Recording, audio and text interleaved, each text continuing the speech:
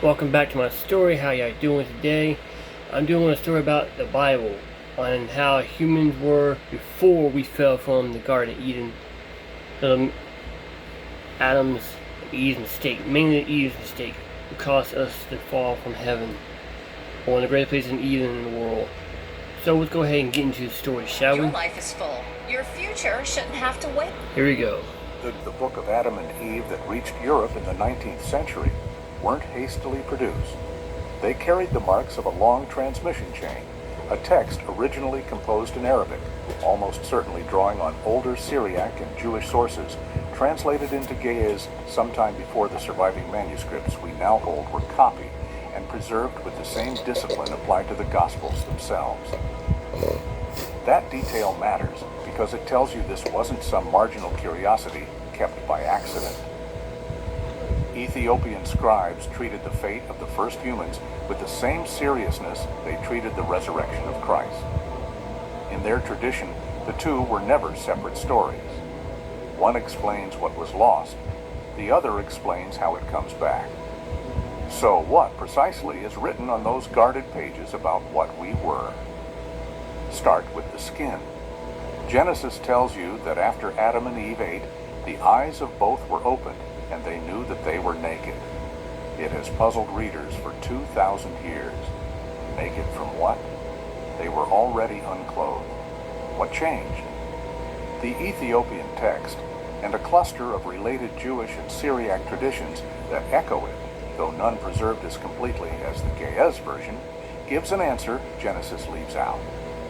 Before the fall, Adam and Eve were not simply unclothed. They were covered in something else entirely. A garment of light, a radiance the text treats as their actual clothing given at creation, the way skin is given to us now. It wasn't fabric, it was glory, worn like a second body. When they disobeyed, the text says that light did not fade slowly. It left. What they felt in that instant wasn't modesty. It was exposure, the first time in their existence that their bodies had nothing between them and the raw world. The shame in the garden was never really about nudity as we understand it. It was about losing the only covering they had ever known and standing for the first time in flesh alone. If that's true, naked in Genesis 3 isn't a euphemism. It's a downgrade. This isn't a claim Ethiopia invented alone. Related fragments of the same idea surface in older Jewish commentary. Genesis Rabbah, compiled from rabbinic teaching in the centuries after the destruction of the Second Temple, debates whether the garments of skin God makes for Adam and Eve in Genesis 3:21 were leather or light, depending on how a single Hebrew word is read.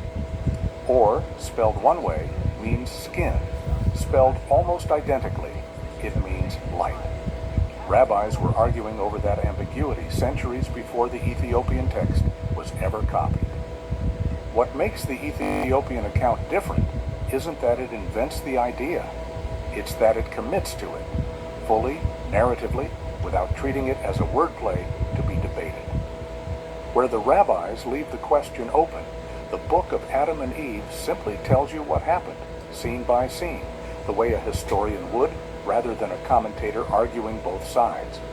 And the text keeps going. It describes their bodies afterward as coarser, heavier, denser, built for a harder world than the one they'd woken up in. Cold reaches them for the first time. Hunger reaches them for the first time. The text treats the human body you and I carry right now as, quite literally, the second draft. Somewhere in a stone church on the shores of Lake Tana, a manuscript describing exactly that moment has been read aloud, unbroken, for longer than most nations have existed.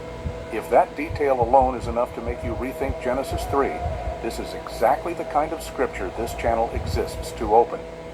Hit like now because it genuinely helps put stories like this in front of more people who've never heard them.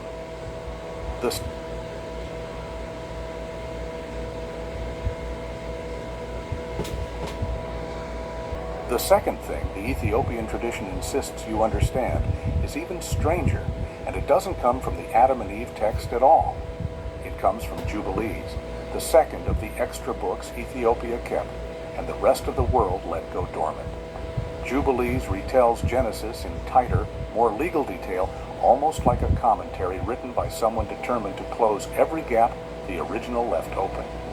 And in its account of the expulsion from Eden, it drops one sentence that changes how you have to imagine the entire pre-fall world. It says that on the day Adam left the garden, something closed. Every animal, every beast, every bird, everything that walked or crawled or flew had, up to that point, spoken. Not made noise, spoken. One shared language, one shared tongue, running through every living thing without division. And on the day of the expulsion, Jubilees says, that ability was sealed shut all at once across every species on Earth. Sit with what that means for a second. It isn't just claiming humans were different before the fall. It's claiming the entire animal kingdom was different, that Eden wasn't a garden where a man happened to live near quiet animals. It was a shared conversation. Every creature in it could, in principle, be spoken to and understood, which means the loss in Genesis 3 wasn't only Adam and Eve's. According to Jubilees, every ox, every sparrow, every creature alive on the day of the expulsion lost something too, and has stayed silent ever since. There's a reason this detail almost never makes it into a sermon. It doesn't fit neatly into a story about one couple's disobedience. It turns the fall into something closer to a planetary event. A single afternoon that didn't just cost two people their innocence, but cost an entire living world its voice. It also reframes a scene most readers skim past without a second thought. The serpent speaking to Eve in the garden before any of this happens. Readers for centuries have treated that conversation as a singular miracle, a snake, uniquely, granted speech for one manipulative purpose. Jubilees suggests something closer to the opposite. In a world where every creature could speak, a talking serpent wasn't remarkable at all. It was simply one more voice in a garden full of them. What made that particular conversation dangerous wasn't that an animal spoke. It was what it chose to say. There's a second implication buried in that same verse that almost never gets pulled out and examined on its own. If the text is right, the loss wasn't gradual. It didn't fade the way a skill fades from disuse, or the way a language dies slowly over generations as fewer people speak it. Jubilees describes it as instantaneous, a single day on which every mouth that had spoken the day before simply stopped. That detail matters because it changes what kind of event the fall actually was in this tradition. It wasn't a slow drift away from paradise. It was a hard boundary, closed in an afternoon, the same way a door closes. Compare that to how later biblical narratives treat animals. By the time you reach Balaam's donkey in the book of Numbers, centuries later, in the timeline of the text, a speaking animal is treated as a miracle so unusual it requires direct divine intervention to explain. An angel forcing open, for one sentence, a door that Jubilees says had been sealed since Eden. Read side by side. The two scenes aren't contradictory. They're consistent with exactly the kind of world Jubilees describes, ordinary before the fall, and requiring a miracle to reopen even briefly afterward. Modern scholars are divided on how literally Jubilees intends this. Some read it as a legal mythic explanation for why animal sacrifice and animal silence coexist in the world we actually live in. Others take it as a genuine claim about a lost prelapsarian order of creation. The text itself doesn't hedge. It states it as fact, the same way it states genealogies and calendar dates as fact, without a hint that it considers this a metaphor. Put the two texts together and a picture starts to form that Genesis on its own never quite gives you. A body wrapped in light instead of skin. A world where speech ran through every living thing without a barrier between species. No mention of aging, no mention of illness. No mention anywhere in these earlier chapters of death as something waiting on a schedule. The trees in the garden, both traditions agree, were not simply food. They sustained a kind of existence that didn't run down.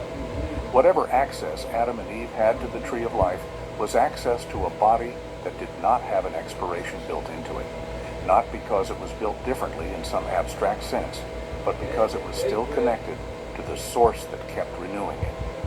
Once, the text says, even the wild animals treated Adam with something like reverence, approaching him without fear, obeying him the way creation is described as obeying its appointed steward in the first chapter of Genesis. After the expulsion, the Ethiopian text describes something almost cruel in its precision. The same animals that had once been calm around him began, for the first time, to see him as prey. A lion that had never growled at Adam growled at him now. The fear wasn't new to the world. It was new to their relationship. That single reversal, the hunter becoming visible to the hunted, might be the most human detail in the entire archive. It isn't a curse pronounced by a voice from the sky. It's a fox looking at a man differently than it did the day before. There's a third layer to this archive that rarely gets discussed because it isn't a single dramatic claim. It's a slow, almost domestic account of the first days after the expulsion, and it might be the most unsettling section of all. The text describes Adam and Eve leaving the garden and settling near a cave, close enough to still see the light of Eden glowing faintly in the distance, too far to ever walk back in. That cave becomes their shelter. It becomes, in later Ethiopian and Syriac tradition, a place of burial for the first generations of their descendants, a threshold space between the world they lost and the world they now had to survive in. In that cave, the text says, Adam experienced things for the first time that Eden had never required of him. Real darkness with no light of his own to push it back. Real hunger with no tree simply offering itself. Real fear, alone at night, of sounds he could no longer identify because the animals making them no longer spoke to him. The text lingers on a detail almost too small to notice. Adam did not know how to make fire. He did not know how to farm.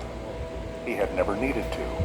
Whatever knowledge Eden had given him for survival inside it did not automatically transfer to survival outside it. Some of the first labor described in the text isn't punishment in the abstract. It's a grown man learning by trial and failure how to keep himself alive in a world his body was no longer built to move through effortlessly.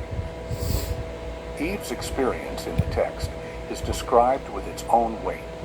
She is portrayed grieving not only the garden, but the specific comfort of a body that had never known pain, and then encountering for the first time the ordinary discomforts every human body since has simply learned to live with.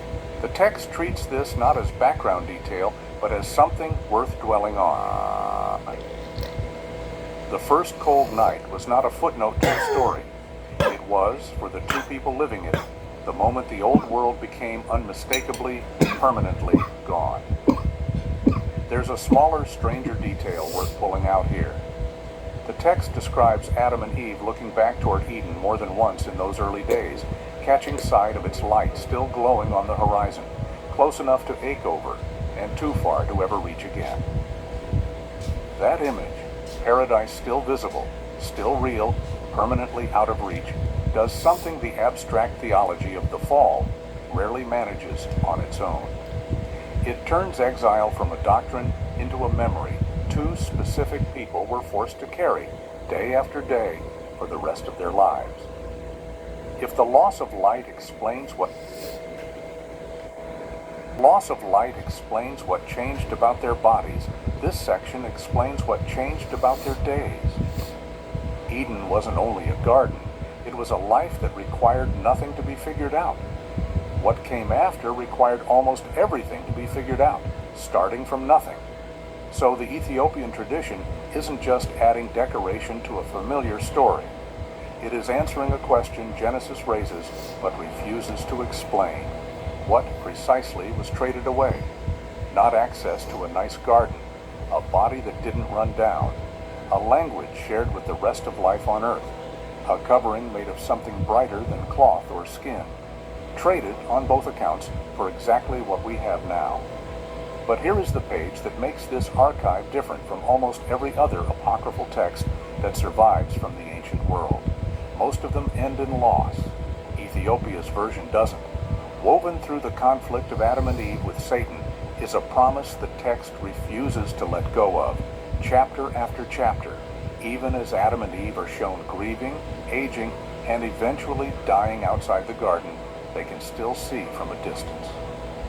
The covering of light is described not as gone forever, but as withdrawn, held back, waiting on a future restoration the text insists is coming. It frames the entire span of human history that follows, everything from Cain and Abel to the flood to the patriarchs, as the long unfolding of a plan to give that garment back. In the theology of the Ethiopian Orthodox Church, this isn't treated as a side note. It's read as the deep structure underneath everything that comes after Genesis. The reason the Old Testament keeps building toward a moment of restoration, rather than simply recording a fall and stopping there. The loss of light in chapter 3 of Genesis in this reading is the wound the rest of Scripture exists to heal. The text is specific about how that promise first gets delivered. In the account, Adam and Eve are not left to guess at their own fate. A messenger comes to them at the cave not long after the expulsion to tell them explicitly that what was taken will one day be returned, that the covering they lost is being kept, not discarded, and that the years ahead, however hard, are building toward the day it comes back. Whether you read that messenger as an angel, a symbolic device, or a later theological addition to an older folk memory, its function in the narrative is unmistakable. It turns the entire rest of the story, everything from Cain and Abel onward, into a long wait rather than a permanent sentence. That's the detail that separates this archive from almost every other account of a golden age lost to human failure. Most such stories across most ancient cultures end where they begin, with the lost treated as final and the present treated as diminished. Here's how to go from forever. The Ethiopian tradition refuses that ending. It insists from the very first pages after the expulsion that the diminishment has a stated expiration, even if no one still living was told exactly when. Whether you take that as literal history, inherited legend, or theological interpretation laid over an older story, the claim itself is precise and it is bold. What was taken from the first humans was never meant to stay gone. The text doesn't ask you to mourn Eden forever. It asks you to notice that everything afterward is aimed at getting back there. It's worth being honest about where scholars disagree.